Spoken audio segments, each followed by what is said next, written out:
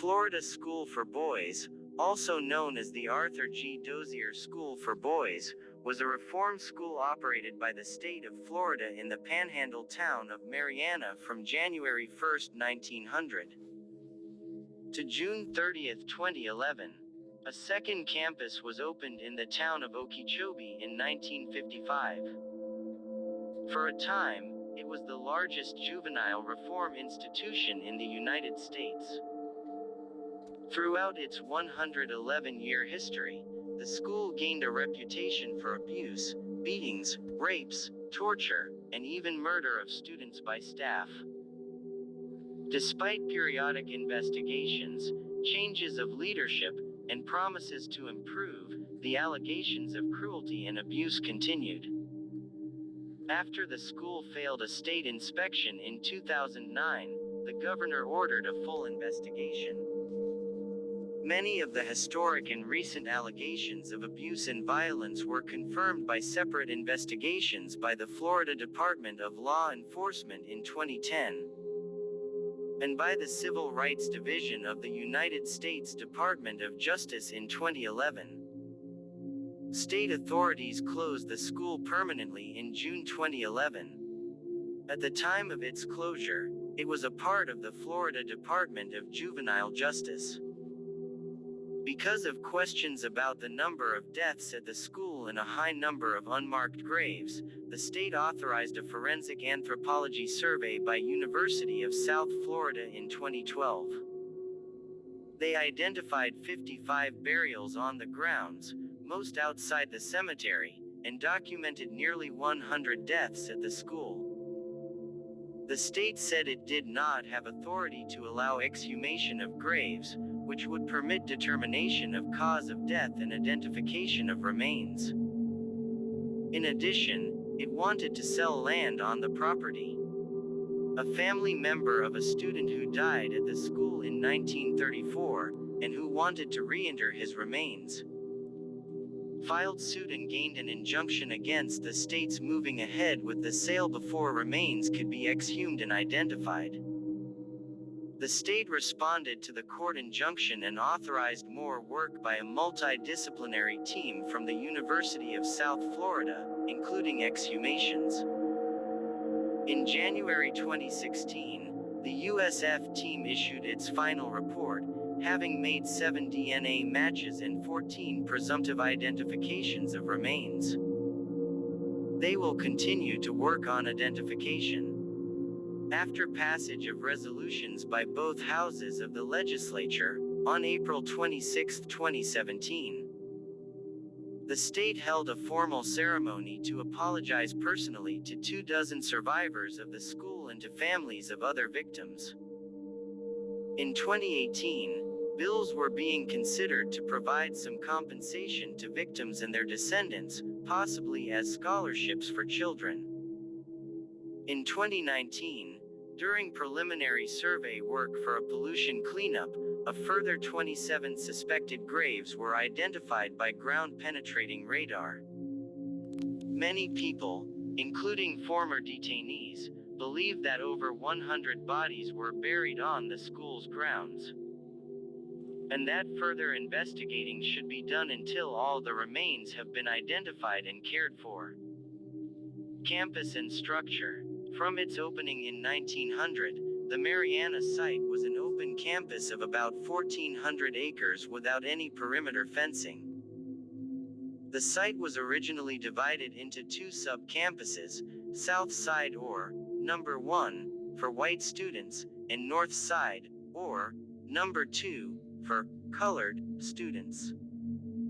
The sections were segregated until 1966. A cemetery was located in the north side, known as the Boot Hill Cemetery. Most of the graves were unmarked, and records of many of the documented 100 students who died at the facility were lacking. A 2014 report from an extensive forensic investigation, carried out by University of South Florida beginning in 2011, said the buried remains of 55 students were found, including numerous remains found outside the cemetery boundaries, in the woods or brush areas. The state has been trying to identify them, some through the use of DNA. But many were still unidentified by the time the report was issued. In 1990, the North Side campus was permanently closed.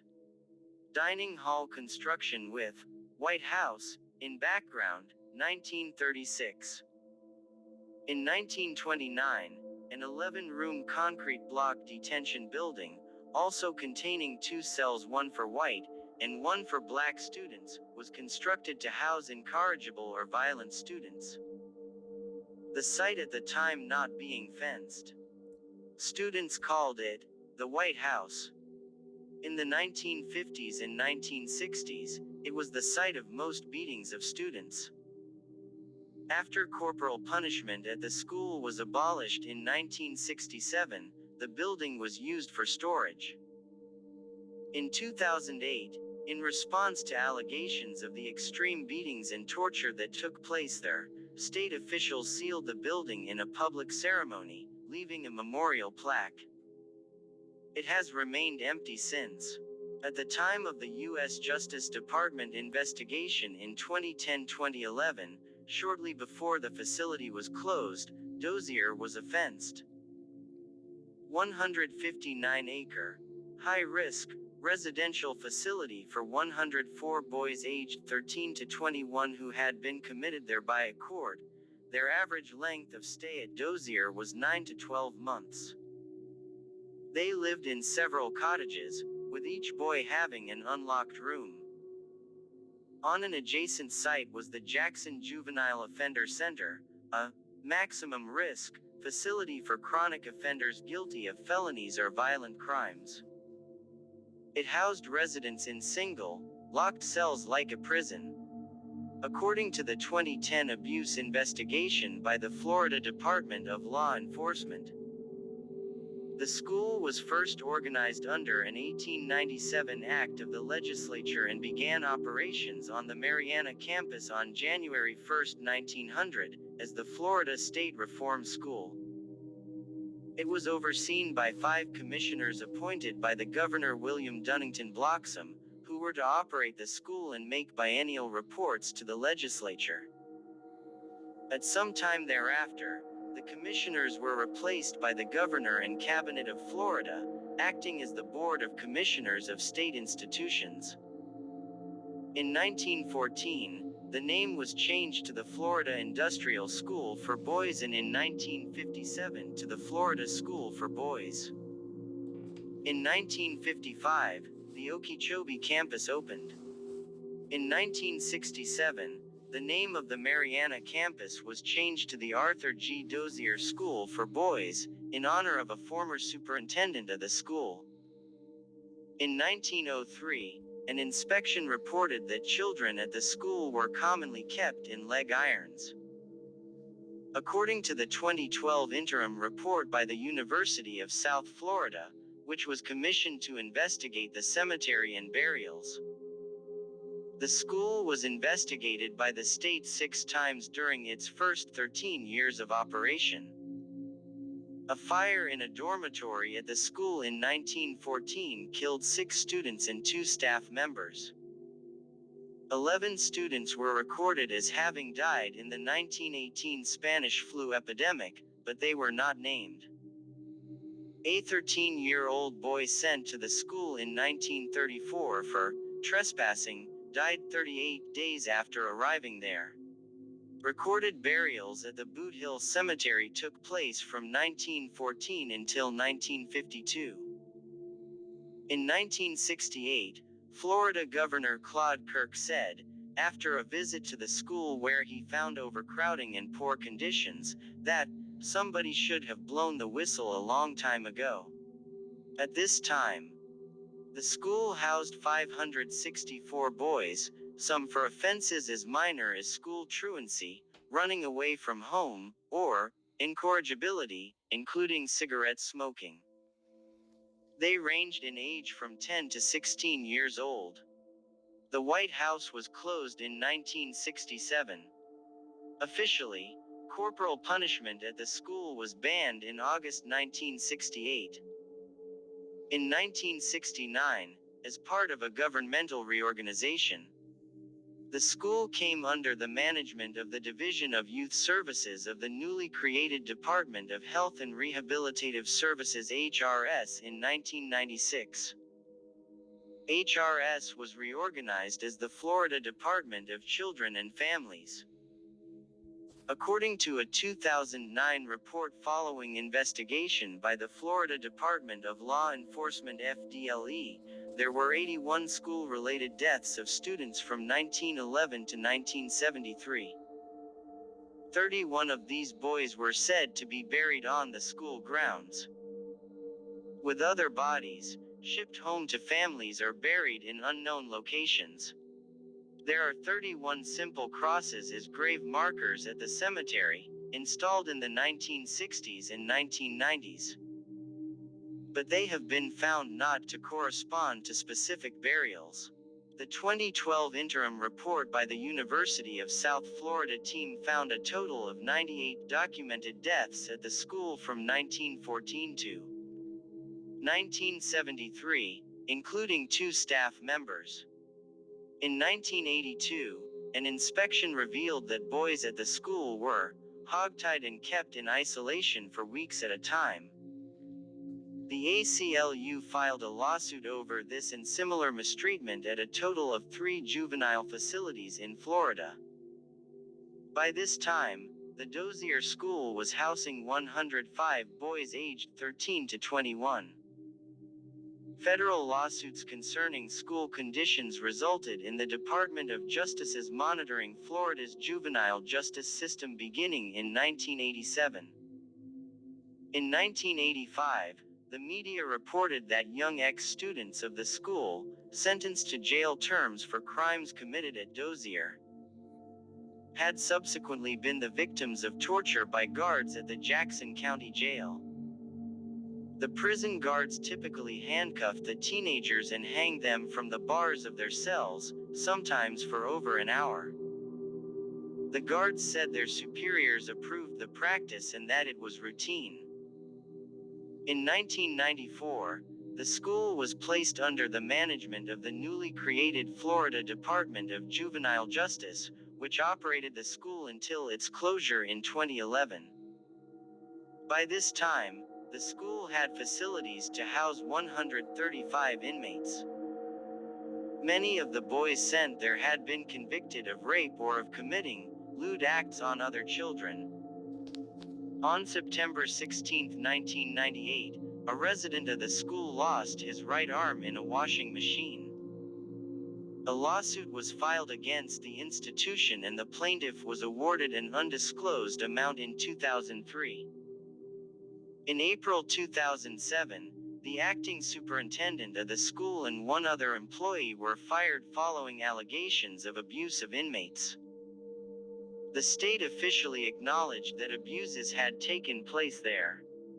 The White House Boys, a growing group of adult survivors who had been held there in the 1950s and 1960s, were speaking out to the press. In October 2008, several of them attended a ceremony to install a historic plaque at the White House that acknowledged that past. The news was carried nationwide. In late 2009, the school failed its annual inspection. Among other problems, the inspection found that the school failed to deal properly with the numerous complaints by the boys held there, including allegations of continued mistreatment by the guards. State Representative Darrell Rouson said the system was struggling to move on from a long-standing culture of violence and abuse. The U.S. Department of Justice conducted a survey of 195 U.S. facilities, including the Florida School for Boys.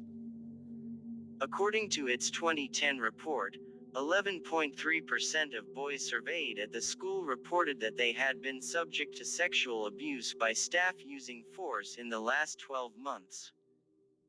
And 10.3% reported that they had been subject to it without the use of force. 2.2% reported sexual victimization by another inmate. DOJ said these percentages meant the home was deemed to have neither high nor low rates of sexual victimization compared with the other institutions assessed in the survey. In July 2010, the state announced its plan to merge Dozier with JJOC, creating a single new facility, the North Florida Youth Development Center, with an open campus and a closed campus. However, the following year, claiming budgetary limitations, the state decided to close both facilities on June 30, 2011. Remaining students were sent to other juvenile justice facilities around the state. After Hurricane Michael, the Jackson County Sheriff's Office was given the property, Dozier School for Boys, now known as Endeavor, to relocate from their damaged offices. In the late 20th century, former students who had been held at the school in the 1950s and 1960s began to share accounts of abuses that they had suffered or observed against students. They organized as a group who became known as the White House Boys. By the early 21st century, there were about 400 members, survivors of this school from the 1950s and 1960s. Since the early 2000s, members of the group began to speak publicly about their experiences to the media, and to challenge the state to investigate practices and personnel at the school. More than 300 men have publicly recounted abuse and torture at the school. The survivors have had some internal struggles and set up more than one website. In 2009, the Florida School for Boys was the subject of an extensive special report, For Their Own Good, published by the St. Petersburg Times. Allegations focusing on the 1960s included claims that one room was used for whipping white boys and another for black boys. The facility was fully segregated until 1968. The whippings were carried out by guards using a 3-foot-long belt made of leather and metal and were so severe that the victim's underwear could become embedded in his skin. One former student said that he had seen a boy trapped in a running laundry dryer at the school and suspected the boy was killed. One former student stated he was punished in the White House 11 times, receiving a total of more than 250 lashes. Others alleged they were whipped until they lost consciousness and that the punishments were made harsher for boys who cried. Some of the boys also stated there was a rape room at the school where boys were sexually abused by guards. The complainants said some of the victims were as young as 9 years old. In February 2010, the White House Boys filed a class action suit for damages against the state government, but it was dismissed by a judge in Leon County, Florida. Because the statute of limitations had run out for such a suit. A bill introduced in the 2012 session of the Florida legislature to provide compensation to victims of abuse at the school failed to pass. In 2017, the state officially apologized to about 24 survivors and families. In 2018, the legislature was considering bills to provide compensation, funds for a memorial, and to create a task force to determine where to bury unclaimed remains found during a 3-year investigation. After the land was gifted to Marianna, a study became mandatory from the EPA, which quickly found over 24 more graves. On December 9, 2008, Florida Governor Charlie Crist directed the Florida Department of Law Enforcement FDLE to investigate the allegations of abuse, torture, and murder recounted by the White House Boys and their law firm. Crist requested that the department determine 1. The entity that owned or operated the property at the time the graves were placed. 2. Identification, where possible, of the remains of those individuals buried on the site and 3. Determine if any crimes were committed, and if so, the perpetrators of those crimes.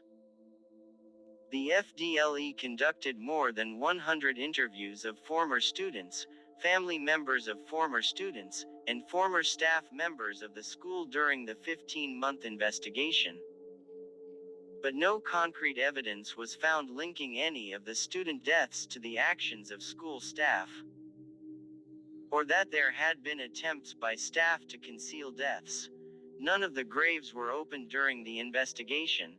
The investigation determined that the 31 graves at the facility had been dug between 1914 and 1952. A forensic examination of the White House was conducted. No trace evidence of blood on the walls was found. Some former Dozier students told investigators that they felt they had needed the discipline. Troy Tidwell, who was a staff member at the school during that period, said that punishments in the White House were not excessive. He said staff used the leather strap because they were concerned that spankings with wooden paddles, as had previously taken place, might injure the boys. In January 2010, the Department of Law Enforcement released its findings.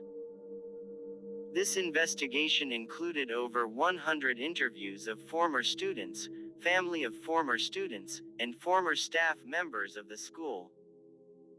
The interviews confirmed that in addition to the implementation of the individual rating system, school administrators used corporal punishment as a tool to encourage obedience. The interviews revealed little disagreement about the way in which corporal punishment was administered. The former students were consistent in that punishment was administered by school administrators and adult staff witnesses in the building referred to as the White House. The former students were consistent in stating that a wooden paddle or leather strap was the implement used for administering punishment. The area of disagreement among former students was the number of spankings administered and their severity. Although some former students stated that they were beaten to the point that the skin of their buttocks blistered and bled profusely, there was little to no evidence of visible residual scarring. A secondary disagreement was the former students' perceptions of the punishment process.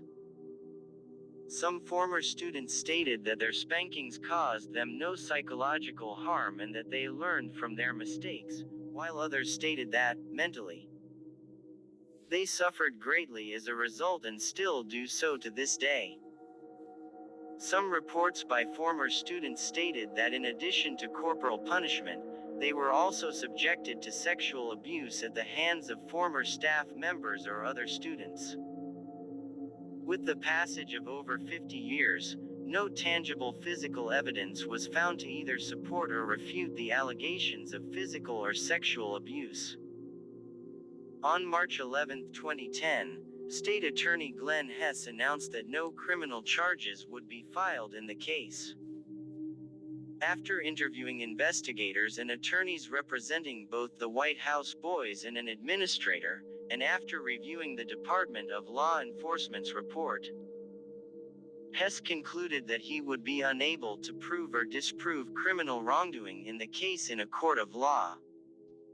Department of Justice. In its December 2011 report of its investigation at the Dozier School, the Civil Rights Division of the United States Department of Justice made the following findings about staff at the school, who were cited for use of excessive force, inappropriate isolation, and extension of confinement.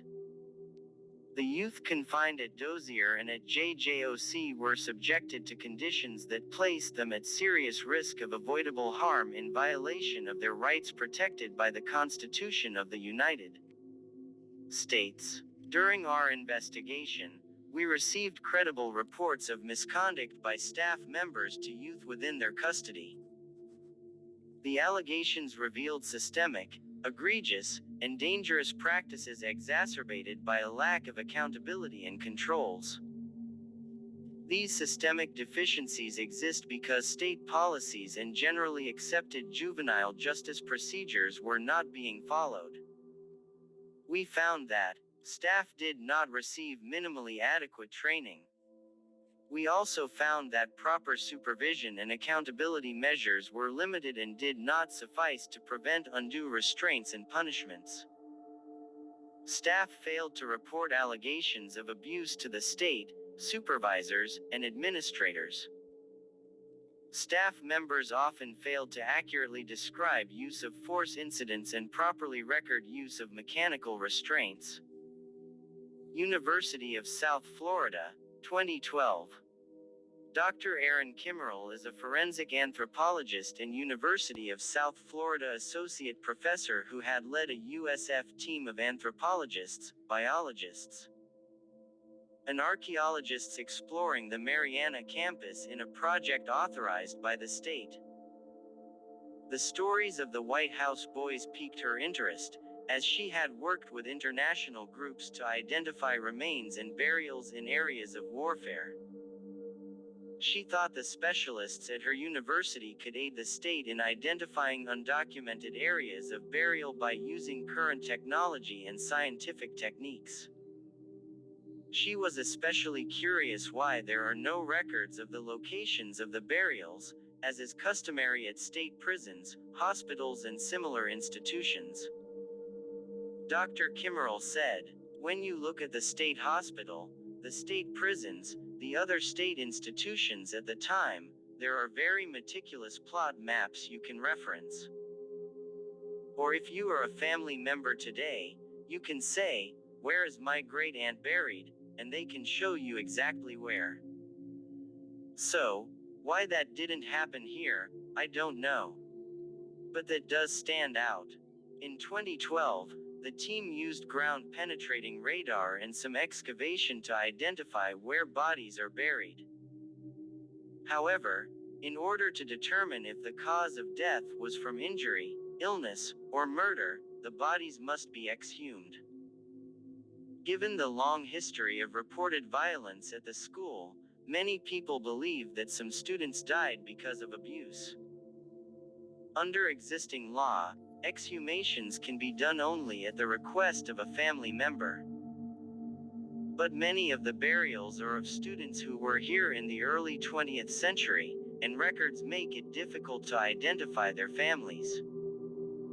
By December 2012, the researchers indicated that they had located 55 graves on the grounds. Given that they had documented nearly 100 deaths at the school, the team believed that a second cemetery was likely to exist. Thomas Varnado was sent to the Florida School for Boys in 1934 and died there a month later. His nephew, Glenn Varnado, came forward in 2012 saying that he wanted to have his uncle's remains exhumed for reinterment at his family's cemetery near Lakeland. He had visited Dozier School in the 1990s, and a staff member showed him where his uncle might be buried. That location was not the same as the area where the most recent burials were found. The state originally limited the USF team to searching the existing, delineated cemetery grounds, saying they did not have the authority to order exhumation of graves. 2013 court injunction to force exhumations. When the state announced plans to sell much of the Dozier property for redevelopment, Varnado filed suit against the action, as he was a family member seeking a specific exhumation. A judge issued a temporary injunction blocking the sale until Thomas Varnado's body was exhumed. State officials subsequently granted the university team permission to search all areas of the former facility for possible burial sites. They requested federal funds to pay for a forensic examination of all graves on the grounds. On August 6, 2013, Governor Rick Scott and the Florida Cabinet issued a permit allowing a team of University of South Florida anthropologists and archaeologists to excavate and examine the remains of any and all boys buried at the Dozier site. Exhumations and identifications. Exhumations began on August 31, 2013. According to Robert Stralley, a spokesman for the White House boys, The school segregated white and black inmates and remains are located where black inmates were held. He suspects there is another white cemetery that hasn't been discovered. I think that there are at least 100 more bodies up there, he said. At some point they are going to find more bodies, I'm dead certain of that. There has to be a white graveyard on the white side. Bones, teeth, and artifacts from grave sites were sent to the University of North Texas Health Science Center for DNA testing. In January 2014, the University of South Florida announced that excavations have yielded remains of 55 bodies, almost twice the number documented in official records.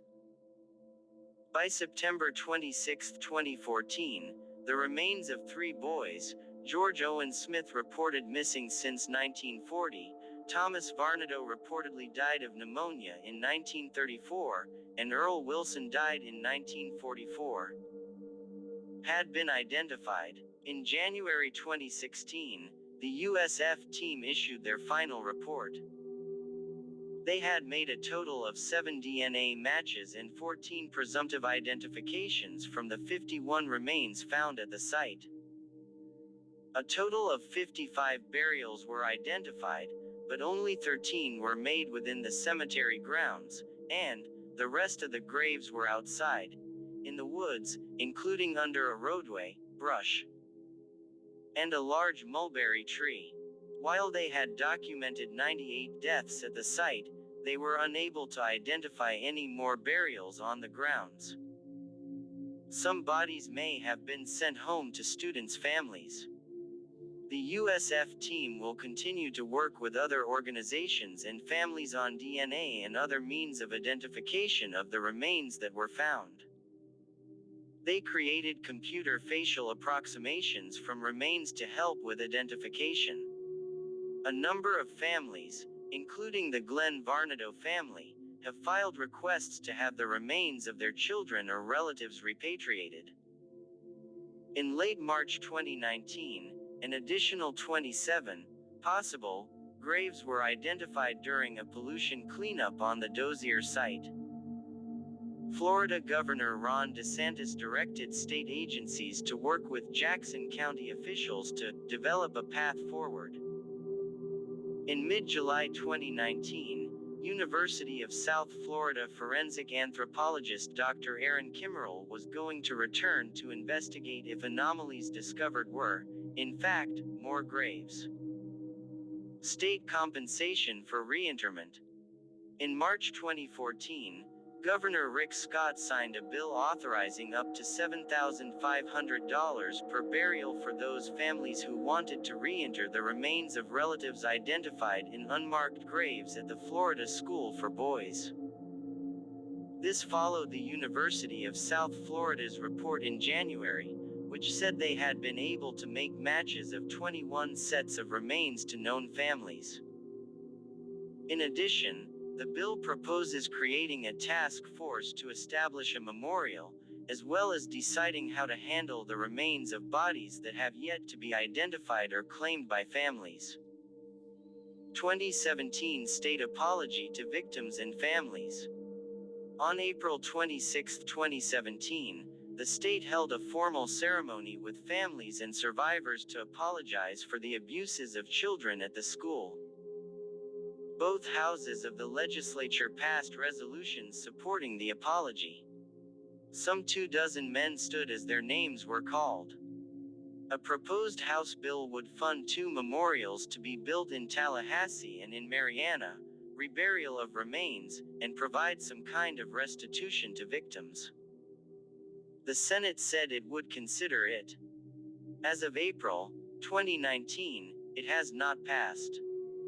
A spokesman for the White House Boys said they did not want any remains reburied on the grounds of the school or even in the county, as they believed local people were complicit in what went on there. Thank you for watching part 1 of my Dozier School for Boys building exploration videos. In the next video I will take you on an extensive tour of the South Campus, including the cottages, isolation cells, cafeteria, kitchen area and the medical dental building. Once again, thank you for watching and please like, share, and subscribe.